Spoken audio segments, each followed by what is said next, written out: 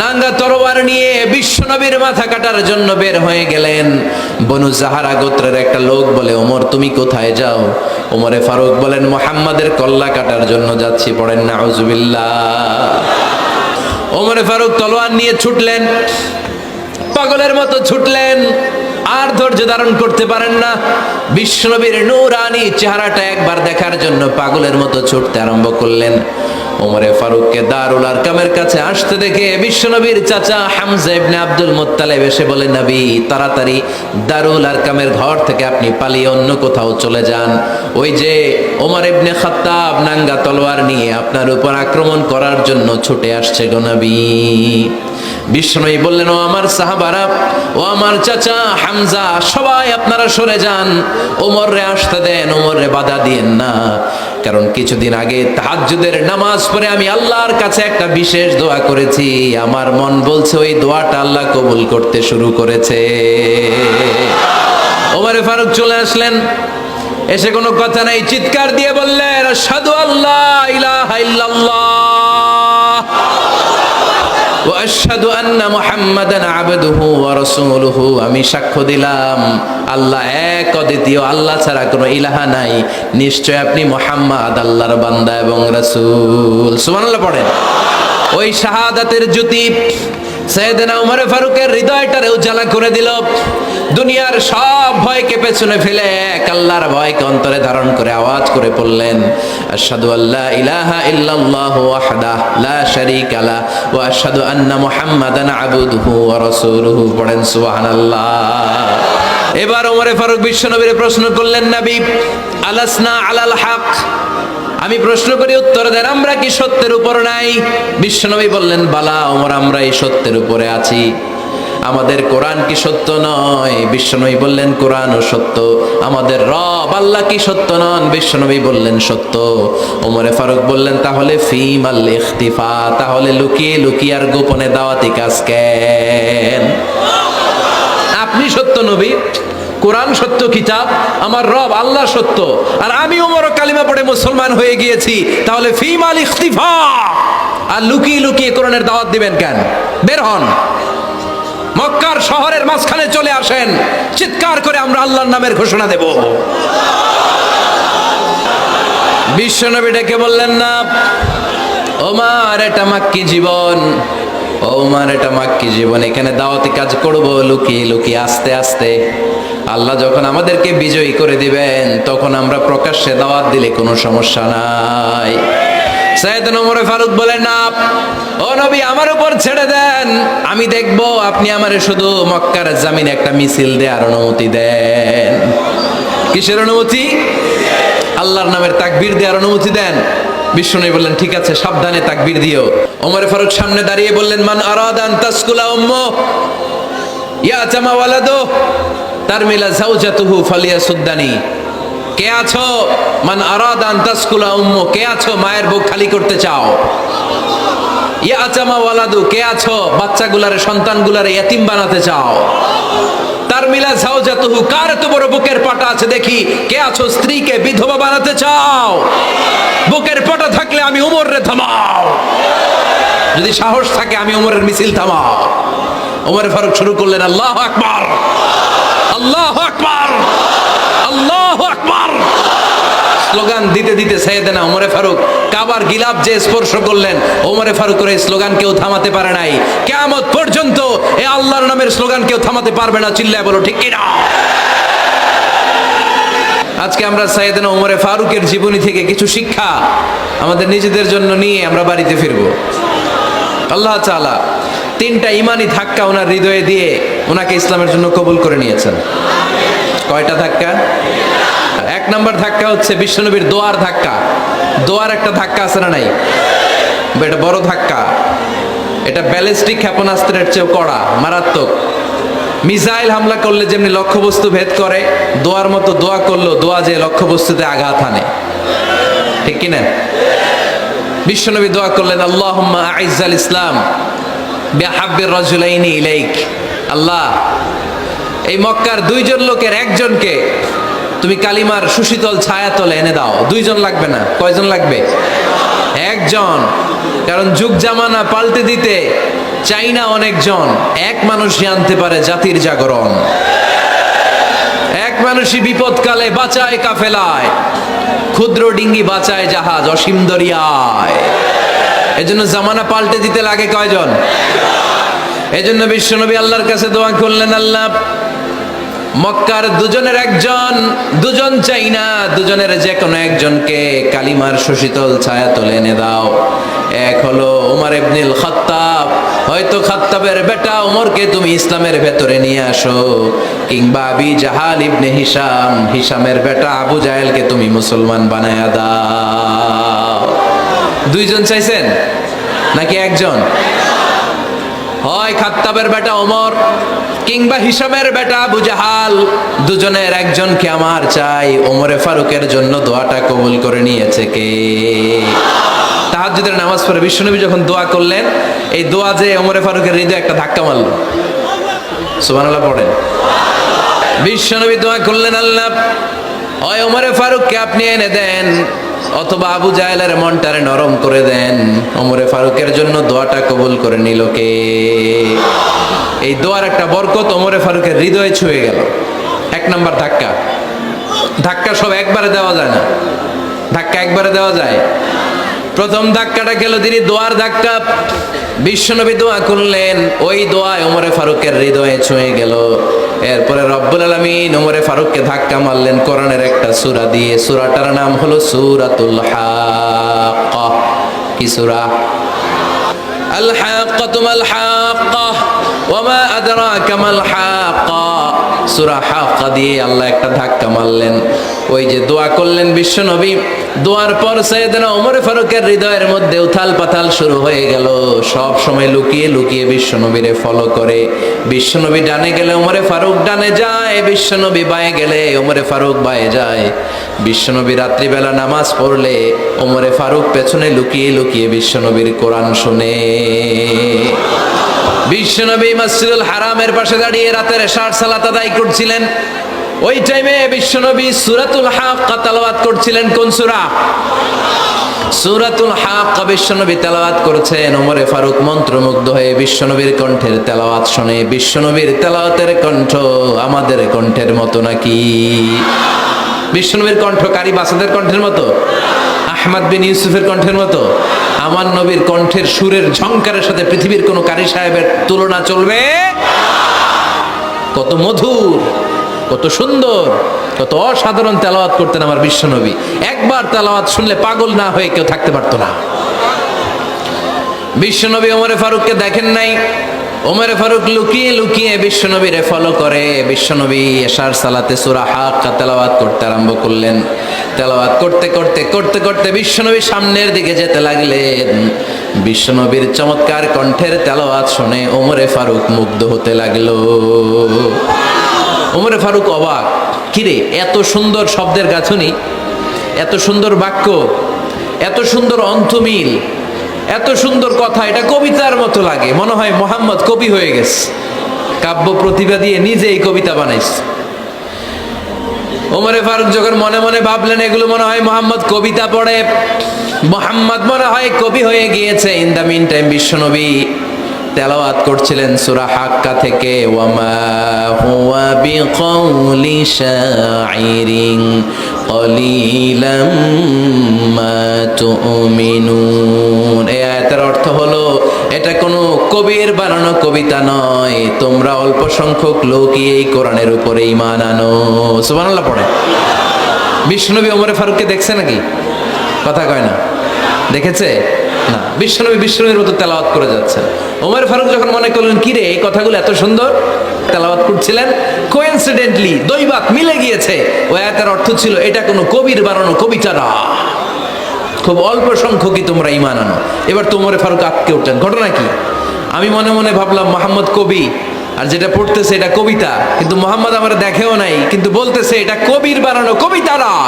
তাহলে মোহাম্মদ মনে হয় গণক হয়ে গেছে। কার মনে কি চলে না দেখেই বলতে পারে।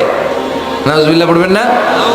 ওমর ফারুক এবার মনে মনে ভাবে মোহাম্মদ তাহলে কবি না, আগেরটা ভুল ধারণা আমি করেছি। মোহাম্মদ কবি নয়, মোহাম্মদ হলো গণক। আওয়াজ করে পড়েন না আউযু বিল্লাহ। মুহাম্মদ মানুষের মনে কি চলে গণনা করে সব টের পেয়ে যায়, সব বুঝতে পারে। বিশ্বনবী তখন যে আয়াতটা তেলাওয়াত করছিলেন সেটা হলো ওয়ালা বিকাউলি কাহিনিন কলিলাম মা তাযাক্কারুন। বিশ্বনবী তখন যে আয়াতটা তেলাওয়াত করছিলেন এই আয়াতের অর্থ হলো এটা কোনো গণকের বানানো কথা নয়, খুব অল্প সংখ্যক লোকই তোমরা উপদেশ গ্রহণ করো। বিশ্বনবী ওমর ফারুককে দেখে না, কিন্তু মিলে যাচ্ছে। ওই আয়াতের পরের আয়াতটা ছিল এটা গণকের বানানো কোনো গণনা নয়, খুব অল্প সংখ্যকই তোমরা ঈমান আনো। এবার তো ওমর ফারুক বেহুশ। হায় হায়, প্রথমে ভাবলাম কবিতা, সে পড়ে যাচ্ছে না কবির বানানো কবিতা না। এরপর মনে মনে ভাবলাম মনে হয় গণক, সে বলে না এটা গণকের বানানো গণনা নয়। তাহলে এটা কি? এটা কি কি এটা কি পড়ে মুহাম্মদ, যার কণ্ঠের তেলাওয়াত শুনলে মানুষ পাগল হয়ে যায়। বিশ্বনবী তখন পড়তে আরম্ভ করলেন তানজিলুম মির রাব্বিল আলামিন। এর মানে হলো এটা কবিতা না, এটা গণকের বানানো গণনা না, মানুষের বানানো কিচ্ছু না, এটা গোটা বিশ্বের রব আল্লাহ পাকের বাণী। সুবহানাল্লাহ পড়েন। এই 2 নাম্বার ডোজ পড়লো। প্রথম ডোজ পড়ছে দোয়ার ডোজ। প্রথম ডোজ কিসের? দোয়ার। 2 নাম্বার সূরা হাক্কা দিয়ে আল্লাহ দিলেন এক ধাক্কা। এই সূরা হাক্কার ওই ঘটনার পর ওমরে ফারুক তো পাগল পড়া, কি ঘটে গেল আমার সাথে ওই দিন। আমি মনে মনে যা ভাবি সব মোহাম্মদ বুঝে। আল্লাহ 2 নাম্বার ডোজ দিলেন সূরা হাক্কা দিয়ে এক ধাক্কা। সুবহানাল্লাহ পড়েন। এরপরে ওমরে ফারুক প্রায় বিশ্বনবীর কথা ভাবেন, বিশ্বনবী কোথায় যান লুকিয়ে লুকিয়ে দেখেন। এবার রব্বুল আলামিন ভাবলেন এবার সূরা তাহা দিয়ে আমি 3 নাম্বার ডোজ দিয়ে দিব। পড়েন সুবহানাল্লাহ। এবার 3 নাম্বার ডোজ পাবেন, কিন্তু শয়তান ওয়াসওয়াসা দিচ্ছে, ওমরে ফারুক যাও, মক্কায় ঘোষণা হয়েছে মুহাম্মদের কল্লা এনে দিতে পারলে এত এত স্বর্ণ মুদ্রা। শয়তানের ওয়াসওয়াসায় আবার ভুল পথে হাঁটতে লাগলেন সাইয়েদনা ওমর। নাঙ্গা তরবার নিয়ে বিশ্বনবীর মাথা কাটার জন্য বের হয়ে গেলেন। বনু জাহারা গোত্রের একটা লোক বলে ওমর তুমি কোথায় যাও? ওমরে ফারুক বলেন মুহাম্মাদের কল্লা কাটার জন্য যাচ্ছি। পড়েন নাউজুবিল্লাহ। আবু জাহারা গোত্রের লোক বলে তুমি মুহাম্মাদের কল্লা কাটতে যাও?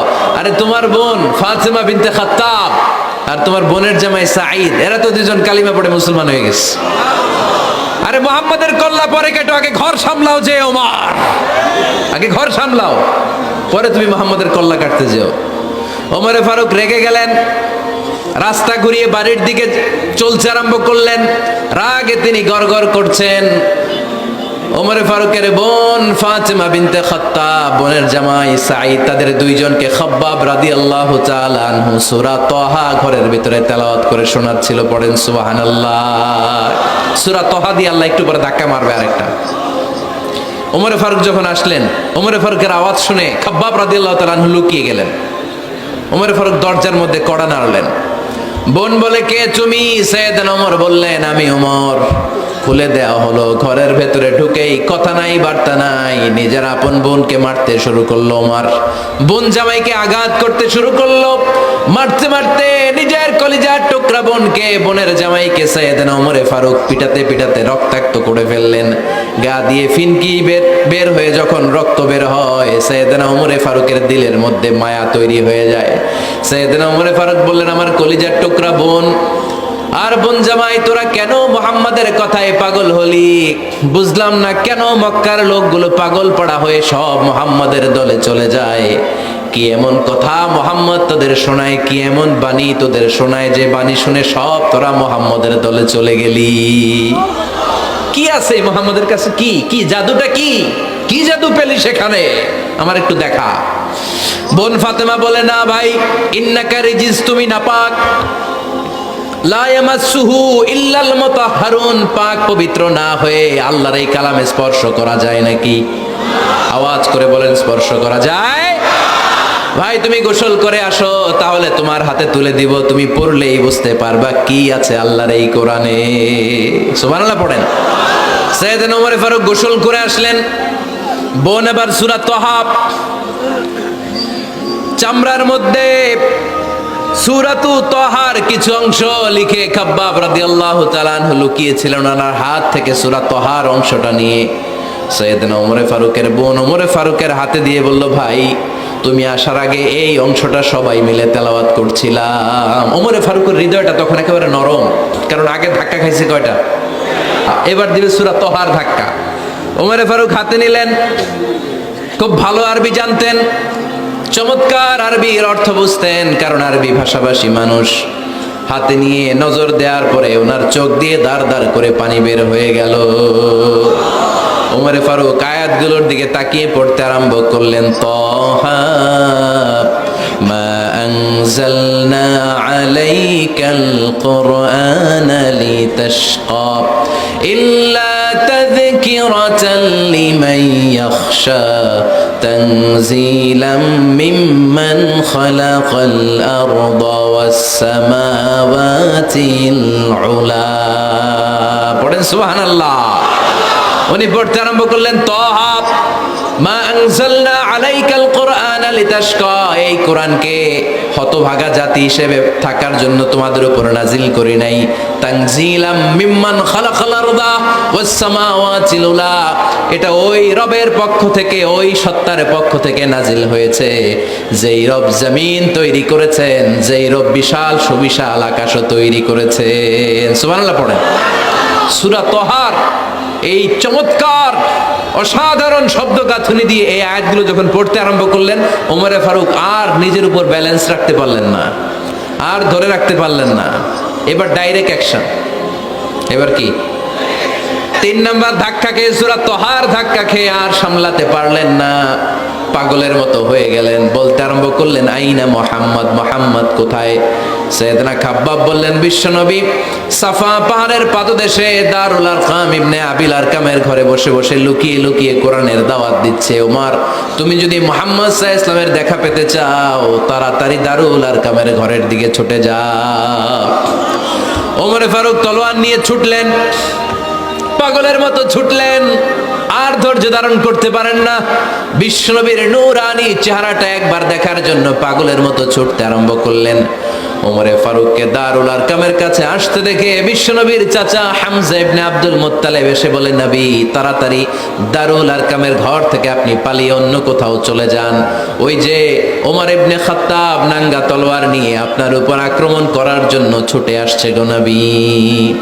বিশ্বনবী বললেন, ও আমার সাহাবারা, ও আমার চাচা হামজা, সবাই আপনারা সরে যান, ওমররে আসতে দেন, ওমররে বাধা দিয়েন না।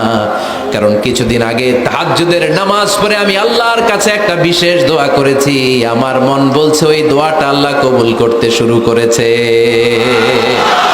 ওমরে ফারুক চলে আসলেন, এসে কোনো কথা নাই, চিৎকার দিয়ে বললেন, আশহাদু আল্লা ইলাহা ইল্লাল্লাহ ওয়া আশহাদু আন্না মুহাম্মাদান আবদুহু ওয়া রাসূলুহু, আমি সাক্ষ্য দিলাম আল্লাহ এক, অদ্বিতীয়, আল্লাহ ছাড়া কোনো ইলাহা নাই, নিশ্চয় আপনি মুহাম্মদ আল্লাহর বান্দা এবং রাসূল। সুবহানাল্লাহ পড়েন। এই কালমা শাহাদাতের ভেতরে আল্লাহর কথা, আমার নবীর কথা ঢুকিয়ে দিয়েছে কে?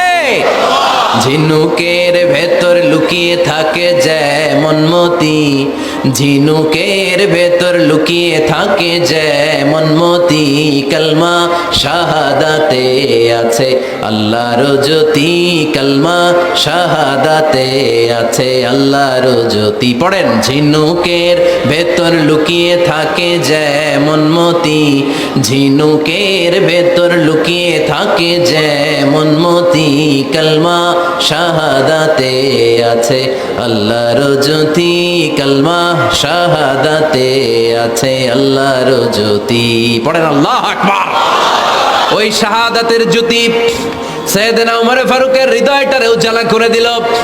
দুনিয়ার সব ভয়কে পেছনে ফেলে এক আল্লাহর ভয়কে অন্তরে ধারণ করে আওয়াজ করে পড়লেন, আশহাদু আল্লা ইলাহা ইল্লাল্লাহু ওয়াহদাহু লা শারীকা লাহু ওয়া আশহাদু আন্না মুহাম্মাদান আবদুহু ওয়া রাসূলুহু। পড়েন সুবহানাল্লাহ।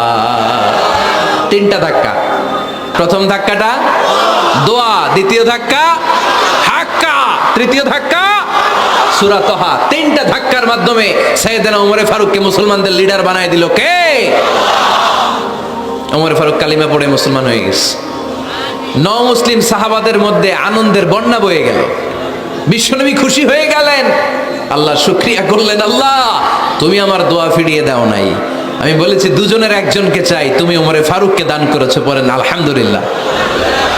এবার ওমরে ফারুক বিশ্বনবীর প্রশ্ন করলেন, নবী আলাসনা আলাল হক, আমি প্রশ্ন করি উত্তর দেন, আমরা কি সত্যের উপর নাই? বিশ্বনবী বললেন, বালা ওমর, আমরা এই সত্যের উপরে আছি। আমাদের কোরআন কি সত্য নয়? বিশ্বনবী বললেন, কোরআনও সত্য। আমাদের রব আল্লাহ কি সত্য নন? বিশ্বনবী বললেন, সত্য। ওমরে ফারুক বললেন, তাহলে ফিমাল ইখতিফা, তাহলে লুকিয়ে লুকিয়ে আর গোপনে দাওয়াতি কাজ কেন? আপনি সত্য নবী, কোরআন সত্য কিতাব, আমার রব আল্লাহ সত্য, আর আমি ওমর কালিমা পড়ে মুসলমান হয়ে গিয়েছি, তাহলে ফিমাল ইখতিফা, আর লুকিয়ে লুকিয়ে কোরআনের দাওয়াত দিবেন কেন? বের হন, মক্কার শহরের মাঝখানে চলে আসেন, চিৎকার করে আমরা আল্লাহর নামের ঘোষণা দেব। বিশ্বনবী ডেকে বললেন, না ওমর, এটা মাক্কি জীবন, ওমর এটা মাক্কি জীবন, এখানে দাওয়াতি কাজ করব লুকিয়ে লুকিয়ে, আস্তে আস্তে। আল্লাহ যখন আমাদেরকে বিজয়ী করে দিবেন, তখন আমরা প্রকাশ্যে দাওয়াত দিলে কোনো সমস্যা নাই। সাইয়েদনা ওমর ফারুক বলেন, না ও নবী, আমার উপর ছেড়ে দেন, আমি দেখব, আপনি আমারে শুধু মক্কার জামিনে একটা মিছিল দেওয়ার অনুমতি দেন। কিসের অনুমতি? আল্লাহর নামের তাকবীর দেওয়ার অনুমতি দেন। বিশ্বনবী বললেন, ঠিক আছে, সাবধানে তাকবীর দিও। ওমরে ফারুক তাকবীর দেওয়ার জন্য লোক খুঁজতে আরম্ভ করলেন। মুসলিম 11 জন সাহাবাকে খুঁজে পেলেন। কয়জন? ওমরে ফারুক বললেন, 11 জনই চলবে। 11 জনকে 2 লাইন করলেন। কয় লাইন? পিছনে 6 জন, সামনে 5 জন। পিছনের লাইনের নেতা বানিয়ে দিলেন বিশ্বনবীর চাচা হামজা ইবনে আব্দুল মুত্তালিবকে।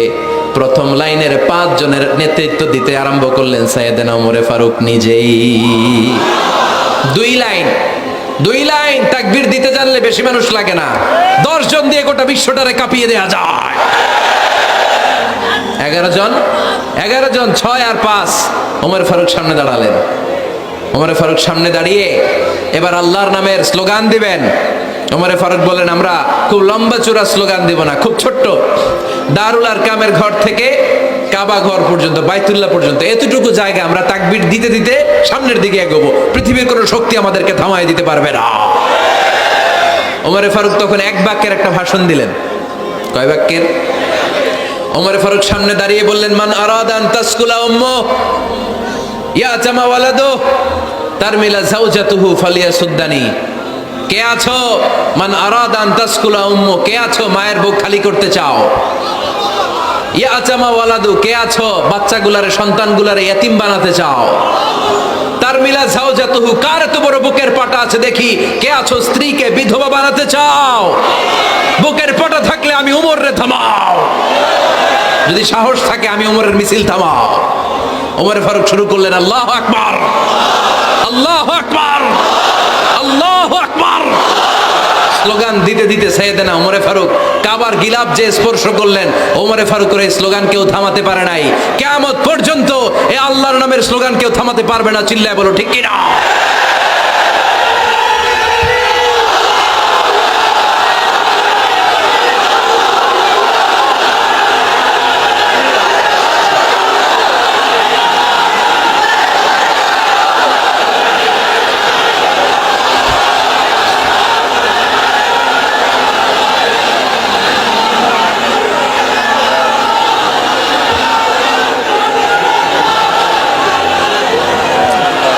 ওমর ফারুকের স্লোগান সেদিন মক্কায় কেউ থামাইতে পারছিল?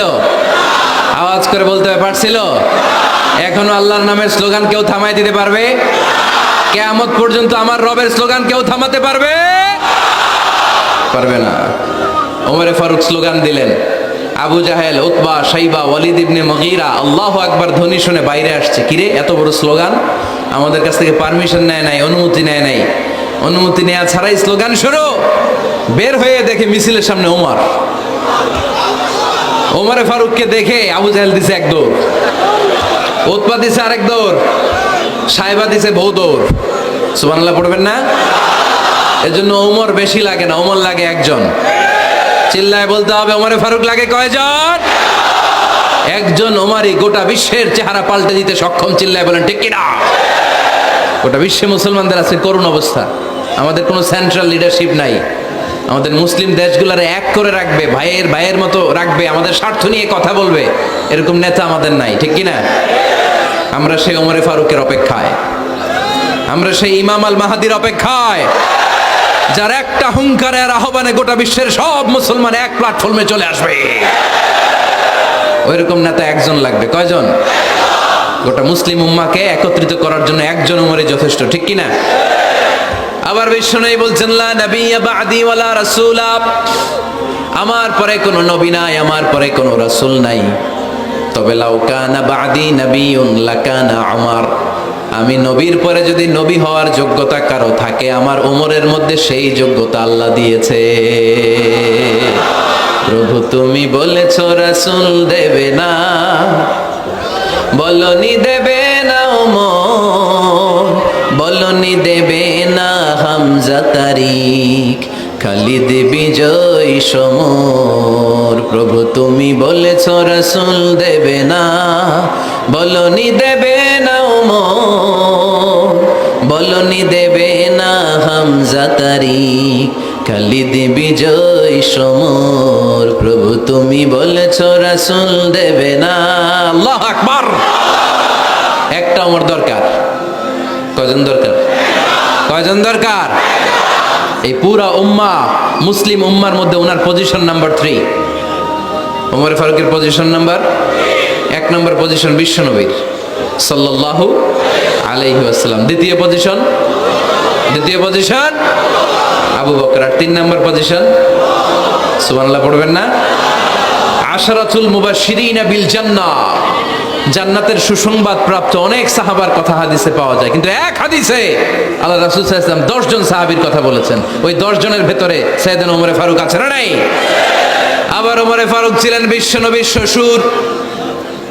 সাইয়েদনা ওমর ফারুকের কন্যা হাফসা রাদিয়াল্লাহু তাআলা আনহাকে বিশ্বনবী বিয়ে করে ওমর ফারুকের জামাই হয়েছেন, আর ওমর ফারুককে বিশ্বনবী শ্বশুর বানিয়েছেন। সুবহানাল্লাহ পড়েন। আগে জানতেন এটা? ওমর ফারুক রাদিয়াল্লাহু তাআলা আনহু যে বিশ্বনবীর শ্বশুর ছিল, এটা আজকে প্রথম জানলেন। কে কে দেখি? দেখছেন? অনেকেই জানে না। মাশাআল্লাহ, হাত নামান, আমরা জেনে নিব, জানতে কোনো সমস্যা নাই। 4 জন খলিফার 2 জন হচ্ছে বিশ্বনবীর মেয়ের জামাই, বাকি 2 জন হচ্ছে বিশ্বনবীর শ্বশুর। সাইয়েদনা উসমান রাদিয়াল্লাহু তাআলা আনহুর কাছে বিশ্বনবী সাল্লাল্লাহু আলাইহি ওয়াসাল্লাম 2 কন্যাকে বিয়ে দিয়েছেন। বিশ্বনবী সাল্লাল্লাহু আলাইহি ওয়াসাল্লামের মোট কন্যা 4 জন। কয়জন? বড় মেয়ের নাম যায়েনব রাদিয়াল্লাহু তাআলা আনহা, ওনার স্বামীর নাম ছিল আবুল আস ইবনে রাবি'। তারপরের মেয়ের নাম হচ্ছে উম্মে কুলসুম, ওনাকে বিয়ে দিয়েছিলেন বিশ্বনবী সাইয়েদনা ওসমান রাদিয়াল্লাহু তাআলা আনহুর সাথে। উম্মে কুলসুম রাদিয়াল্লাহু তাআলা আনহার ইন্তেকালের পরে আরেক মেয়ে রুকাইয়াকে বিশ্বনবী সাইয়েদনা ওসমানের কাছে আবার বিয়ে দিয়ে দিলেন। সুবহানাল্লাহ পড়েন। আর সবচেয়ে ছোট্ট কন্যা ফাতেমা রাদিয়াল্লাহু তাআলা আনহাকে বিয়ে দিয়ে দিলেন নিজের চাচাতো ভাই সাইয়েদনা আলী রাদিয়াল্লাহু তাআলা আনহুর সাথে। তার মানে সাইয়েদনা ওসমান আর সাইয়েদনা আলী ছিল বিশ্বনবীর মেয়ের জামাই, ঠিক কিনা? আর সাইয়েদনা আবু বকর রাদিয়াল্লাহু তাআলা আনহুর কন্যা আয়েশা রাদিয়াল্লাহু তাআলা আনহাকে বিশ্বনবী বিয়ে করে আবু বকর রাদিয়াল্লাহু তাআলা আনহুকে বানালেন শ্বশুর। আর ওমরে ফারুকের কন্যা হাফসা রাদিয়াল্লাহু তাআলা আনহাকে বিয়ে করে ওমরে ফারুককেও বানালেন শ্বশুর। তাহলে 4 খলিফার 2 জন জামাই। 2 জন? আওয়াজ করে বলতে হবে, 4 খলিফার 2 জন, বাকি 2 জন। কোন ব্যক্তিকে যদি আল্লাহ তাআলা জ্ঞান দেয়, আবার যদি তাকওয়ার গুণ দেয়, জ্ঞানও আছে আবার আল্লাহর ভয়ও আছে, এই লোকেরা কেউ থামায় রাখতে পারবে না। এরা কেউ থামায় রাখতে পারে না, সে গোটা বিশ্ব জয় করবে। সাইয়েদনা ওমর ফারুককে আল্লাহ তাআলা জ্ঞানও দিয়েছেন, আবার তাকওয়াও দিয়েছেন। সুবহানাল্লাহ পড়েন। বিশ্বনবী সাল্লাল্লাহু আলাইহি ওয়াসাল্লাম স্বপ্ন দেখলেন, বিশ্বনবী দুধ খাচ্ছেন, আঙ্গুলের ভেতর দিয়ে ফাঁক দিয়ে দুধ বের হয়, বিশ্বনবী দুধ খাচ্ছেন। খেতে খেতে একটু দুধ আঙ্গুলে লেগে আছে, এই আঙ্গুলটা কারো মুখে না দিয়ে বিশ্বনবী সাল্লাল্লাহু আলাইহি ওয়াসাল্লাম ওমর ফারুকের মুখের ভিতরে ঢুকাই দিলেন। অতিরিক্ত দুধটা ওমর ফারুক খেলেন। সাহাবারা বললেন, মাযা ওয়ালতা বিহি ইয়া রাসূলুল্লাহ, হে আল্লাহর রাসূল, এই স্বপ্ন দিয়ে কি বুঝালেন? বুঝলাম না। বিশ্বনবী সাল্লাল্লাহু আলাইহি ওয়াসাল্লাম বললেন, আউয়ালতু বিহি আল ইলম, এটা দিয়ে আমি জ্ঞান বুঝিয়েছি, কারণ অতিরিক্ত দুধের অংশটা আমি কাউরে না দিয়ে ওমরকে দিয়েছি, তার মানে ওমরের জ্ঞানের কোনো তুলনা হয় না। এজন্য স্বপ্নে যদি কেউ দেখেন আপনি দুধ পান করছেন, এটা প্রমাণ করে আল্লাহ তাআলা আপনাকে দ্বীনের জ্ঞান দান করবে। আবার বিশ্বনবী সাল্লাল্লাহু আলাইহি ওয়াসাল্লাম আবার আর এক রাতে স্বপ্ন দেখলেন সাহাবারা লাইন ধরে বিশ্বনবীর সামনে দাঁড়ানো, কোন সাহাবার জামা নাভি পর্যন্ত, কোন সাহাবার জামা হাঁটু পর্যন্ত, কোন সাহাবার জামা টাকনু পর্যন্ত, কোন সাহাবার জামা আরো ছোট, কিন্তু ওমরে ফারুকের জামা বিশ্বনবী দেখলেন এত বড়, টেনে হিচড়ে হিচড়ে বিশ্বনবীর সাথে চলছে। সুবহানাল্লাহ পড়বেন না? সাহাবারা বললেন মাযা ওয়ালতা বিহি ইয়া রাসূলুল্লাহ, হে আল্লাহর রাসূল এটা দিয়ে আপনি কি বুঝাতে চাইলেন? বিশ্বনবী বললেন আউয়ালতু বিহি আত-তাকওয়া, এটা দ্বারা আমি দিনদারি বোঝালাম, তাকওয়া বোঝালাম। সুবহানাল্লাহ পড়েন। বিশ্বনবী দেখলেন কোন সাহাবার জামা এতটুকু, কোন সাহাবার জামা এত লম্বা, কোন সাহাবার জামা পা পর্যন্ত লম্বা, আর সাইয়েদনা ওমর ফারুককে দেখলেন ওনার জামা এত লম্বা, ওমর ফারুক টেনে হিচড়ে জামা নিয়ে চলতেছে। বিশ্বনবী বুঝাতে চাইলেন ওমরের যেহেতু জামা লম্বা, ওমরের ভেতরে আল্লাহর ভয়, দিনদারিও খুব বেশি। চিল্লায় বলেন ঠিক কিনা? জ্ঞানও দিয়েছেন আবার দিনদারিও দিয়েছেন। এই দুইটা জিনিস যদি থাকে এই পৃথিবীতে তাকে সফল রাষ্ট্রনায়ক বানায় দেয় কে? আবার এই পৃথিবীর বুকে যত নারীরা জান্নাতে যাবে সব নারীদের সর্দারিনী হবে সাইয়্যিদাতুনা ফাতিমা রাদিয়াল্লাহু তাআলা আনহা। এই দুনিয়াতে যত যুবকরা জান্নাতে যাবে তাদের সর্দার হবে সাইয়েদনা হাসান আর হুসাইন রাদিয়াল্লাহু তাআলা আনহুমা। আর এই দুনিয়ার বুকে যত বয়স্ক মানুষেরা জান্নাতে ঢুকবে তাদের নেতৃত্ব দিবেন সাইয়েদনা আবু বকর আর সাইয়েদনা ওমর। আর নারীরা যারা জান্নাতে প্রবেশ করবে এই নারীদের নেতৃত্ব দিবে বিশ্বনবীর কলিজার টুকরা নয়নের পুটুলি সাইয়্যিদাতুনা ফাতিমা রাদিয়াল্লাহু তাআলা আনহা। সুবহানাল্লাহ পড়বেন না? Omar Farooq the superhero of Muslim উম্মাহ। আমরা কাদেরকে সুপার হিরো বানায় রাখছি আমরা জানি না। এই নায়ক নায়িকা গায়ক গায়িকা মডেলরা চোখ ধাঁধানো গ্ল্যামার নিয়ে যারা চলে এরা আমাদের মডেল নয়। আমাদের মডেল সাইয়েদনা ওমর ফারুক। ঠিক কিনা? ঠিক কিনা? ওমর ফারুক মসজিদে নববীর খতিব খুতবা দিচ্ছেন, খুতবার মাঝখানে হঠাৎ চিৎকার মেরে বললেন ইয়া সারিয়াত ইবনে জানিমিল জাবাল, ইয়া সারিয়াত ইবনে জানিমিল জাবাল, ইয়া সারিয়াত ইবনে জানিমিল জাবাল। মানে এই সারিয়া এইদিকে না, জাবাল পাহাড়ের দিকে, জাবাল জাবাল গো টু দা মাউন্টেন, পাহাড়ের দিকে যাও। এই কথা বলে আবার থেমে খুতবা দেওয়া শুরু করলেন। সাহাবারা আগামাথা কিছুই খুঁজে পেল না, আগের কথার সাথেও মিল নাই, পরের কথার সাথেও মিল নাই। জুমার নামাজ শেষ, সাহাবারা বললেন আমিরুল মুমিনিন খলিফাতুল মুসলিমিন ওমর ফারুক জুমার খুতবা দেওয়ার সময় হঠাৎ চিৎকার মেরে বললেন ইয়া সারিয়াত ইবনে জানিমিল জাবাল। আপনার এই বাক্যের সাথে আপনার খুতবার আগের কথার কোনো মিল পেলাম না, পরের কথারও কোনো মিল পেলাম না। আপনি বুঝিয়ে বলেন কেন বলেছেন, আমরা তো বুঝলাম না। সাইয়েদনা ওমর ফারুক বলেন আমি যখন জুমার খুতবা দিচ্ছি হঠাৎ আমার চোখের মধ্যে ভেসে উঠলো ওই যে গত কয়েক মাস আগে আমি আমার মুসলিম সেনাপতিকে ইরানে পারস্যে ওই ইরানের বিশাল রাজ্যে যুদ্ধের জন্য পাঠিয়েছি। আমি দেখলাম যুদ্ধের একটা ভয়ঙ্কর মুহূর্তে আমার মুসলিম সেনাপতি ভুল দিকে চলতে আরম্ভ করেছে। বাম দিকে তার পাহাড়, ডান দিকে উপত্যকা, ডান দিকে যদি সে চলে যায় উপত্যকায় চলে যায় শত্রু বাহিনীর হাতে ধরা খেয়ে সব মারা যাবে। আর আমার সেনাপতি যদি মুসলিম বাহিনীকে নিয়ে পাহাড়ের উপর উঠে যায় আল্লাহর মেহেরবানিতে এই যুদ্ধেও তারা জয়লাভ করবে। এজন্য আমি মসজিদের মিম্বারে দাঁড়িয়ে রব্বুল আলামিন আমার চোখের সামনে ওই যুদ্ধক্ষেত্রের দৃশ্যপটটা তুলে ধরেছে, ওইটা দেখে আমি এখানে দাঁড়িয়ে আমার সেনাপতিকে কমান্ড দিয়েছি। পড়েন সুবহানাল্লাহ। যেন তেন মানুষ না এটা, জুমার মিম্বারে দাঁড়িয়ে হাজার কিলোমিটার দূর পারস্যে কি হচ্ছে সেটাও দেখতে পেতেন আল্লাহর মেহেরবানিতে। সুবহানাল্লাহ পড়ে। সাহাবারা বিশ্বাস করে নিলেন, কিন্তু মুনাফিক টাইপের যেগুলো এগুলো বলে এটা আবার কেমন কথা, উনি আছেন মদিনার মিম্বারের মধ্যে দাঁড়িয়ে হাজার হাজার কিলোমিটার দূরে কি হচ্ছে উনি দেখবেন কেমনে। এরা বিশ্বাস করলো না, সাহাবারা সবাই বিশ্বাস করলো, মুনাফিক গুলো বিশ্বাস করলো না। তারা মনে মনে ভাবলো এই মুসলিম সেনাপতি বিজয়ের বেশে যেদিন মদিনায় আসবে আমরা মদিনার উপকণ্ঠে দাঁড়িয়ে থাকবো, ওদেরকে জিজ্ঞেস করবো এমন এমন দিন ওমরে ফারুকের কণ্ঠের কোনো আওয়াজ শুনতে পেরেছিলে কিনা। বিজয়ী বেশে সাহাবারা যখন ফিরে আসতো সব মুমিনরা আহলান ওয়া সাহলান জানাতে ওনাদেরকে রিসিভ করতে যেত, মুনাফিক গুলো যেত না। কিন্তু ওই দিন মুনাফিকরা সবার আগে যায় হাজির। মুসলিম সেনাপতি যখন ঢুকলো, জিজ্ঞেস করলো, মুসলিম সেনাপতি, এত দিন আগের কথা, জুমার দিন দুপুরবেলা যুদ্ধক্ষেত্রে হঠাৎ করে আমিরুল মুমিনিনের কোনো কথা তুমি তোমার কান দিয়ে শুনতে পেরেছিলে কিনা বলো। সেনাপতি বলল, তোমরা কেমন করে বুঝলা, কেমন করে তোমরা জানলা? তোমরা ঠিকই জেনেছো, ঠিকই ধরেছো, ঠিকই বলেছো। যুদ্ধের কঠিন মুহূর্তে ভুল করে আমি উপত্যকার দিকে মুসলিম বাহিনীকে নিয়ে ছুটতে আরম্ভ করেছিলাম।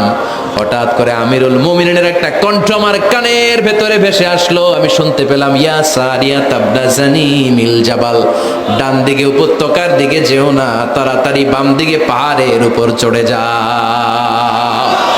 শুনেছি আমি, আমার নিজ কানে শুনেছি, তোমরা কি করে জানলে?